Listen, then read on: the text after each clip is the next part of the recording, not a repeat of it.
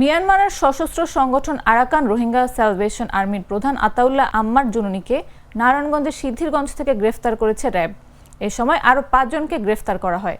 সোমবার ভোরের দিকে তাদের গ্রেফতার করা হয় বলে নিশ্চিত করেন নারায়ণগঞ্জের পুলিশ সুপার প্রত্যুষ কুমার মজুমদার। 6 জনকেই 2 মামলায় গ্রেফতার দেখিয়ে 5 দিন করে মোট 10 দিনের রিমান্ড মঞ্জুর করেছে আদালত। মঙ্গলবার বিকেলে সিদ্ধিরগঞ্জ থানার পৃথক 2 মামলায় 10 দিন করে রিমান্ড চাইলে senior judicial magistrate Mohammad Moinuddin Kader 5 দিন করে মোট 10 দিনের রিমান্ড মঞ্জুর করেন। আতাউল্লাহ ছাড়া বাকি সবাই কক্সবাজারের রোহিঙ্গা ক্যাম্পে বসবাস করতেন। তাদের সঙ্গে সিদ্ধিরগঞ্জের ভূমিপল্লী আবাসিক এলাকার বাসিন্দা মনিরুজ্জামানকেও গ্রেফতার করা হয়েছে। এদের কাছ থেকে 21,39,000 টাকা পায়। এরা সিদ্ধিরগঞ্জের ভূমিপল্লী এলাকায় তারা সংঘবদ্ধভাবে রাষ্ট্রের ভাবমূর্তি নষ্ট করার জন্য এবং দেশের বিভিন্ন জায়গায় ছড়ায় ছিটিয়ে তারা বিভিন্ন গুপ্তচরের মাধ্যমে রাষ্ট্রের ক্ষতি করার জন্য, ষড়যন্ত্র করার জন্য একটা অশুভ পায়তারার চেষ্টা করে।